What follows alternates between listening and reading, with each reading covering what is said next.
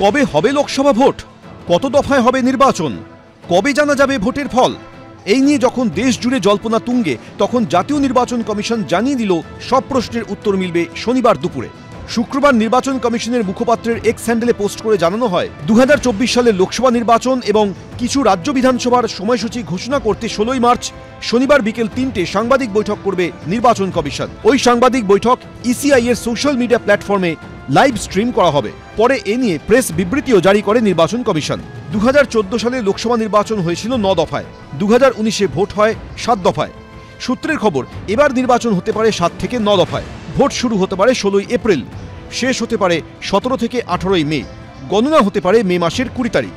বর্তমান সরকারের মেয়াদ শেষ হচ্ছে 31 মে। সেই হিসেবে নতুন সরকার শপথ নিতে পারে মে মাসের শেষ বা জুন মাসের প্রথম দিকে। ভোট প্রস্তুতি খতিয়ে দেখতে সম্প্রতি রাজ্যে আসে জাতীয় নির্বাচন কমিশনের ফুল বেঞ্চ। তখন এক দফায় নির্বাচন করার দাবি তোলে রাজ্যের শাসক দল তৃণমূল। যখন ইলেকশন কমিশন পুরো বেঞ্চে এসেছিল, সর্বভারতীয় তৃণমূল কংগ্রেসের পক্ষ থেকে প্রতিনিধিত্ব যারা করেছিলেন তারা 2-3টি দাবি রেখে এসছেন যে বাংলায় যেন একটা ফেজেই নির্বাচনটা হয়, ঠিক আছে, যে অনুপাতে সিট আছে সেই অনুপাতে একটা ফেজে নির্বাচন করা যায়। 42টা সিট একটা ফেজে হবে। পশ্চিমবাংলাতে এর আগের ভোটে এক দফায় হয়নি, দফায় দফায় হয়েছে। ফলে এক দফায় ভোট হবার মতন খুব পরিস্থিতি কি পশ্চিমবাংলায় তৃণমূলের সরকার রেখেছে নাকি? যখন পশ্চিমবাংলায় বামফ্রন্ট ছিল তখন মুখ্যমন্ত্রী কিন্তু বলতেন 8 দফায় ভোট হতে হবে। এখন তো হাল খুব খারাপ। মুখ্যমন্ত্রীরই বলা উচিত ছিল আরো বেশি দফা করা জরুরি। উনি বলতে পারছেন না, উনি এখন উল্টো কথা বলছেন এক দফা। তবে এক দফা না 920 কোম্পানি, এগুলোর চেয়ে বেশি ইম্পর্টেন্ট হচ্ছে মানুষ যেন নিজের ভোট নিজে দিতে পারে। লোকসভা ভোটে গোটা দেশের মধ্যে বাংলার জন্যই সবচেয়ে বেশি কেন্দ্রীয় বাহিনী চেয়েছে জাতীয় নির্বাচন কমিশন।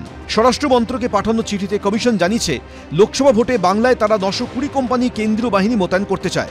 জঙ্গি উপদ্রুত জম্মু কাশ্মীরের জন্য 635 কোম্পানি চেয়েছে জাতীয় নির্বাচন কমিশন।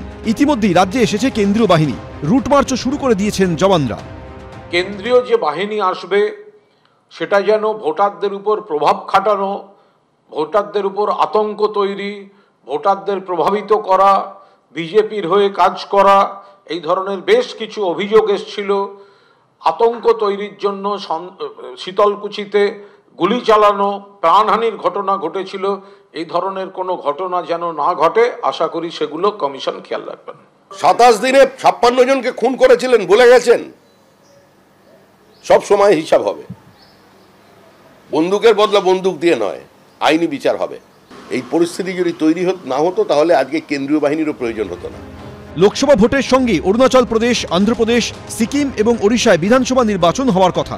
পাশাপাশি এ রাজ্যের কয়েকটি আসনে হতে পারে উপনির্বাচন। তাপস রায় পদত্যাগ করায় খালি হয়েছে বড়নগর বিধানসভা আসনটি এবং ইদ্রিস আলীর মৃত্যুতে খালি হয়েছে ভগবানগোলা বিধানসভা আসন। আগে থেকেই খালি ছিল তৃতীয় নির্বাচন কমিশনের পদটি। গত শনিবার হঠাৎ ইস্তফা দেন নির্বাচন কমিশনার অরুণ গোয়েল। সেই শূন্যপদ পূরণের পরদিনই ভোট নির্ঘণ্ট ঘোষণার তারিখ জানিয়ে দিল নির্বাচন কমিশন। নির্বাচনের দিন ঘোষণার পরেই আনুষ্ঠানিকভাবে বেজে যাবে ভোটের দামামা। চালু হয়ে যাবে মডেল কোড অফ কন্ডাক্ট বা আদর্শ আচরণবিধি। বিজেন্দ্র সিংহ, রুমা পাল, আশাবুল হোসেন, এবিপি আনন্দ।